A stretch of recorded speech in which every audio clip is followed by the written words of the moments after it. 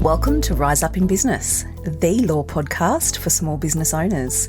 This podcast is designed to share important legal information without the stuffy legal jargon. I'm Tracy Milacrane. Let's get into today's episode. Welcome back to the podcast, everyone. Thank you, as always, for joining me for another episode. In today's episode, I'm going to share with you a conversation that I have repeatedly in my business with new clients when they reach out to have a conversation about working together to tackle their client service agreements. If you're a long-time listener, you'll know that when I'm talking client service agreements, I'm talking the document you enter into with your clients, and you can call it anything: terms and conditions, design agreement, coaching agreement, business T's and C's, you can call it whatever you like. But I'm referring to the agreement that you have in place with your lovely clients.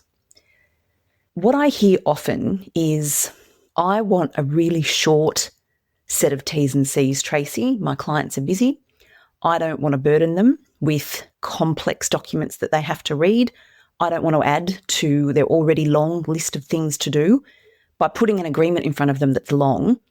I want to be really nice. I want to be really down to earth. I want to be really approachable.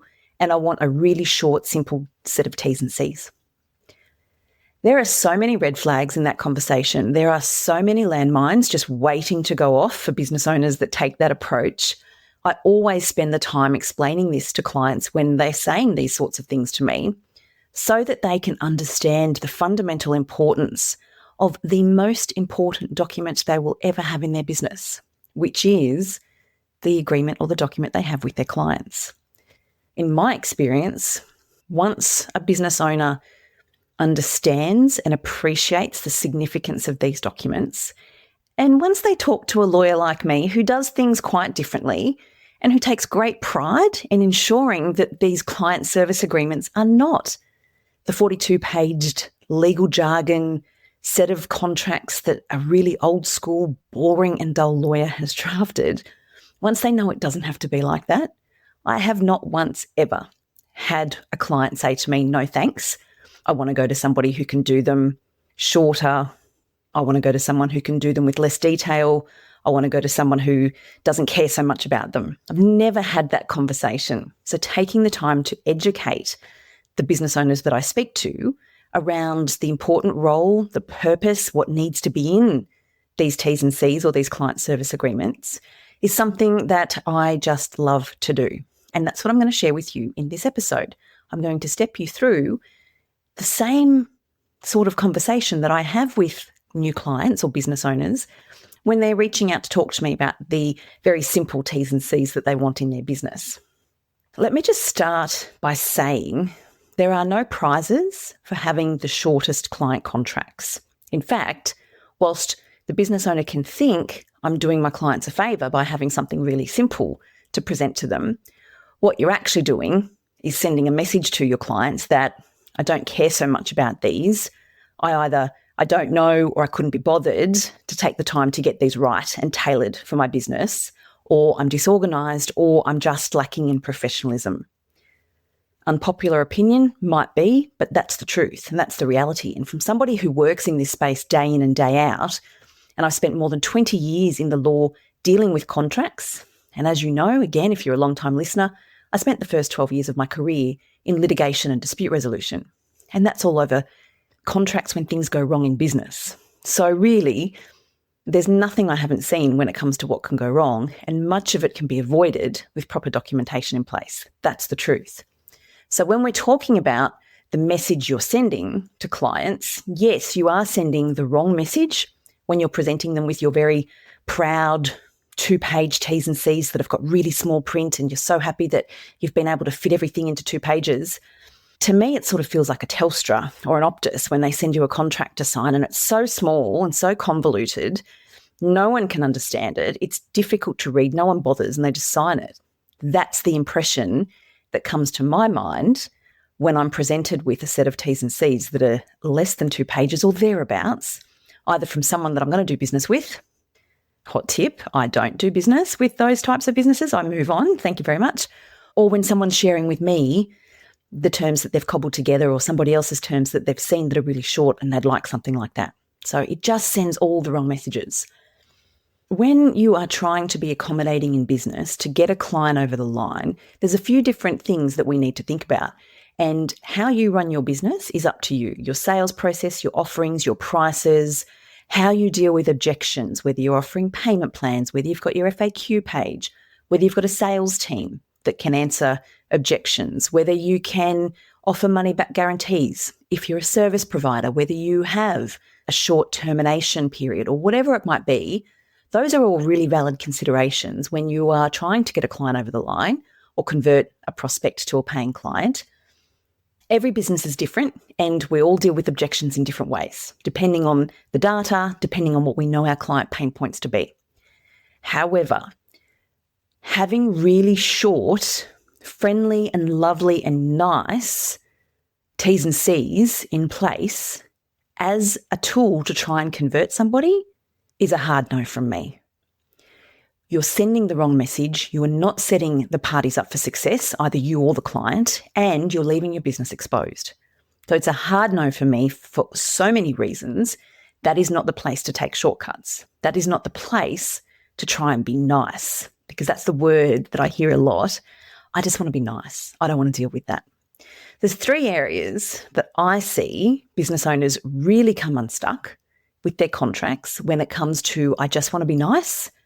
I want something really short and friendly. And I'll share those 3 with you. The first is managing client expectations. You just can't do it when you're taking shortcuts on your client service agreements because there's no room. There's no room to set out in those client service agreements or T's and C's how to manage expectations. What are you delivering? What are you not delivering? What is expected of the client? What can they expect from you? Those are really fundamental components that need to go into the T's and C's. That then dives into the deliverables. So you can set out some detail. Either issue the T's and C's in conjunction with a tailored proposal or set out the deliverables in your service agreement so people know how many Zoom sessions. Am I getting access to you in between Zoom sessions? Do I get recordings? What type of access do I get to your content? That type of thing goes into the deliverables so that clients are really clear, this is what I'm getting for my money. That then, when we take shortcuts, leaves businesses exposed because they haven't managed the expectations. They haven't taken time and space and care to deal with deliverables and what the client can expect. What that surely then means is that there's no framework around dealing with variations or scope creep in relation to the services being offered. And I see this so often with my creative clients who said, I just want something really short. I don't want to put too much. I just want to keep working until my client's happy, Tracy. And if they're not happy, then I will refund them or I'll just keep doing revisions until they are happy. That's a really new business owner. A business owner who's a few years in or a little more says to me, oh my Lord, I had no boundaries. I had no way to say no to the 15th round of revisions and I had no way to charge for them. And this is the scope creep component. This is where business owners who are trying to be nice really come unstuck because of scope creep and they have no legal right to issue an invoice for the additional work they've done beyond scope, or they haven't managed the client's expectations well so that if the client does receive an invoice, the client becomes really disgruntled because they weren't expecting it, because their expectations haven't been managed, because they've had a really short form set of T's and C's that doesn't set out the detail. And you know what comes next. Payment. Business owners have difficulty getting paid. And when they do get paid, it's either in an unsavoury situation where they've had to negotiate with a client for a reduced sum and the client's not happy and the business owner's not happy and they have not finished the project in a really positive and meaningful way, or they've had to go down the path of debt recovery, which is not pleasant for anybody. So when business owners are wanting to issue really short T's and C's, or terms of service or client service agreements, the first place they leave themselves exposed is the not managing expectations, not having the space or time to set out in detail the deliverables, not having the right to deal with variations and ending up having scope creep, and then they've got issues around being paid. So there's a few there, but they come under the same umbrella because they all start with the expectations. The second area that I see these business owners who want to be really nice and have really short, friendly, lovely T's and C's, I see them exposed when it comes to dealing with their intellectual property. Now, this is something I've seen predominantly with my creative clients in the space of interior design or building design. And what I've seen happen too many times is because of the lack of detail, lack of professionalism, lack of care in the T's and C's or the client service agreement, for whatever reason, things don't go according to plan, and the client at some point decides they're going to go and work with another professional. So another building designer or another interior designer. And I'm going to take your drawings and your concepts and your plans and I'm going to give them to somebody else and they can finish it. Either because you've taken too long, this is not what I thought, don't want to pay this invoice for scope creep, you didn't tell me I'd need to pay that, relationships or communication has broken down, whatever it might be, you can start to see why this is a dovetail from the first issues that I discussed around the managing the expectations. But for whatever reason, the client gets to a point where they want to move on and work with someone else. And because the client service agreement hasn't taken the time to deal with ownership of intellectual property, what the client can and can't do with it, what the reproduction of the drawings or concepts mean, whether there's additional fees, whether they can't do it, whether there's moral rights, because that is not dealt with in the client service agreement, the business owner is left exposed with often not a leg to stand on because the client's free to do what they want with it because of discussions that have been had which haven't been reflected in the agreement, or because what's in the agreement hasn't adequately protected the business owner in circumstances like that. So this is something that I've seen more frequently lately for some reason, to be honest. I'm not sure what's happening, but more and more people are reaching out to ask questions about IP because they're in a situation like that. So that's the second area that being nice can backfire big time. And the third is not the client service agreements, but it's when dealing with contractors. So the law in relation to employees and contractors has changed a lot over the last 12 to 18 months, and there's no suggestion that those changes are going to stop anytime soon. First and foremost, care needs to be taken in developing the documentation that a business enters into with their contractors. If the contractor has a service agreement to issue to the business owner needs to take the time to read it and understand it and make sure it reflects the arrangement. If the business is the one issuing a contractor agreement to a contractor, then the business owner again needs to make sure they're taking the time to have that contractor agreement tailored for their business and for the role that they're engaging a contractor for. There is just too many circumstances that I'm advising clients on where they're coming to me and they're saying, I'm now in a situation where a contractor has left, they're no longer a contractor, but now they're saying things to me like either I was really an employee, this was a sham contract and you have to pay me my unpaid entitlements, including super often, or I own that IP. I did that work with you, but I own that IP. Because guess what? IP wasn't dealt with in the contractor agreement properly to reflect the needs of the business or the intention of the business. Or sometimes the contractor really was straddling that line between employee and contractor. And usually when this crosses my desk, the contractors become disgruntled for whatever reason, and they've sought advice or they've spoken to their friend at the cafe or the pub and the friend has said, hey, I read this Fair Work article, it says this. And because the contractor's disgruntled, they think, yes, absolutely, I'm going after that business for my last 2 years' worth of super and unpaid leave entitlements. And that's a claim that no business wants to get ever. So the reason the business owner ends up in that situation is because they say to me, but the contractor's so lovely, we've got a pre-existing relationship, I've known them for so long, I don't ever have to worry about something like that. I've got this template, I grabbed it from such and such, it's fine, it does the job, I don't need something too long, I don't want to do that. And besides, Tracy, we've got such a great relationship, I'm quite sure nothing will ever go wrong. I'm quite sure this person would never do that. And it is always those scenarios, whether it's in 6 months, 12 months, 4 years, doesn't matter. It's always those ones that the business owner experiences, that's actually not what I expected from the contractor. The contractor has done what I was advised they could do. They've done what I never thought they'd do. And now the business is in this situation where it has to respond to or defend themselves against a claim like that. So those are the 3 times that I see most commonly business owners who are trying to be nice with their contracts have their contracts backfire have their loveliness backfire, have their beautiful intentions backfire on them because they're not adequately protected with the documents that they have.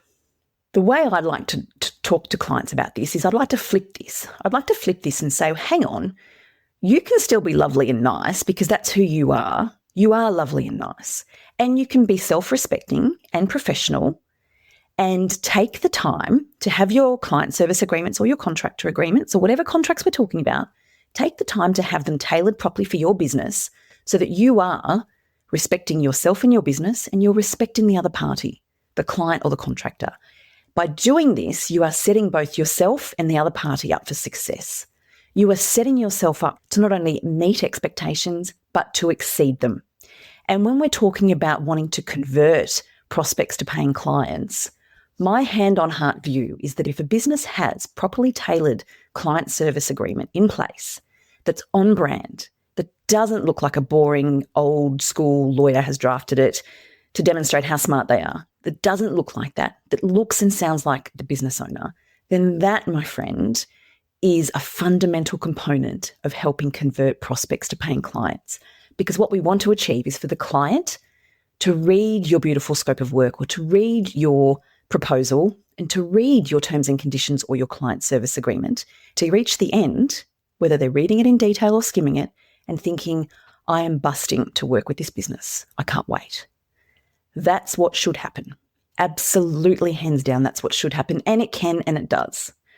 So I'd like to flip on the head the concept of, by issuing a client service agreement that's more than 2 pages is a bad thing. It's got long clauses and all the things. No. We flip it around and we say, actually, it's a great thing. I'm demonstrating my professionalism. The clients know that I invest in myself, that I respect my business. So that means, of course, I'm going to respect their business. If I can produce seamless contracts and onboarding processes like this within my own business, then that client can have absolute confidence that the work I do for them is going to be just as stellar and just as professional. That's what we want to create. That's what your documents should be creating. And the same applies when you're dealing with contractors. The same messaging, the same approach, the same level of respect, the same applies. What we want to do in these documents is make sure that you're not compromising on integrity and quality in the documents, so that you do have clauses in your documents to set out expectations, to manage those expectations every single time, so that it's crystal clear in your documents what you will be doing, what you won't be doing, what's expected of your client and what your clients can expect of you, what the scope of work is, how you're going to deal with variations, how you're going to deal with issuing invoices for revisions, for example, that have been carried out that fall outside of scope, what your payment terms are, and giving you a right to cease services if payment hasn't been made.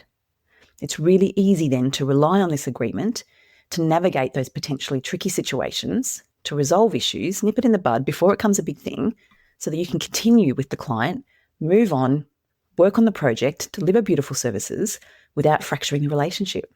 And that's what your properly tailored legals will do. This is where being nice by saying, oh, but I don't want all that, and I don't want to do that, and I don't want to do that, you're sending the wrong message, and the lack of detail, the lack of protection backfires. I hope this has been helpful for you in sharing some insight into conversations that I have so often in my business, and to share some insight into you about the way I reframe the concern or worry or fear or negativity attached to the beautiful legal contracts that ought to be designed to support a business, not something that's been put into place as a band-aid or a stopgap or a ticker box, which ultimately leaves the business exposed. I hope you've enjoyed it. As always in this season of the podcast, I'm ending each episode by answering 2 questions that come across my desk of late. The first one relates to what we've been talking about today, so that's great. And the question is, can IP be tailored in contractor agreements? Yes, it can, absolutely. There is no stock standard must-have in relation to IP ownership. It is something that needs to be tailored, and it needs to reflect the agreement or the arrangement that you have with your contractors. So when you're engaging a contractor to provide services, who owns the intellectual property that they are creating in the provision of those services? Now, depending on the type of work that the contractor's doing, and depending on the type of IP that's being created, depends on the answer. So it depends on whether the business owns it or whether the contractor owns it or whether it's shared and whether you can both use it. And if so, to what extent? It's always nice in circumstances where a contractor is bringing in pre-existing IP to reference that so that there can be no confusion that the contractor, of course, retains ownership of their own pre-existing IP, and indeed the business retains ownership of their pre-existing IP. So yes, IP certainly is something that can be tailored in contractor agreements. And the second question is, if I engage a contractor, do they need their own insurance? It's a very simple yes. Having their own insurance is one of the many hallmarks of differentiation between a contractor and an employee. An employee does not have to have their own insurance. A contractor should, absolutely should. And as a business owner, you need to make sure that you're clear on what those hallmark differentiations are and what the courts and the law looks at when determining whether a contractor is actually a genuine contractor or whether really they're deemed to be an employee. So yes, they need their own insurance. As always, thank you so much for listening. If you have a moment, it would mean the world to me if you would dive over to Apple Podcasts and leave a review. Together, that's how we get the podcast into the ears of even more business owners to share value as far and wide as we can. Thank you so much. I'll catch you next time.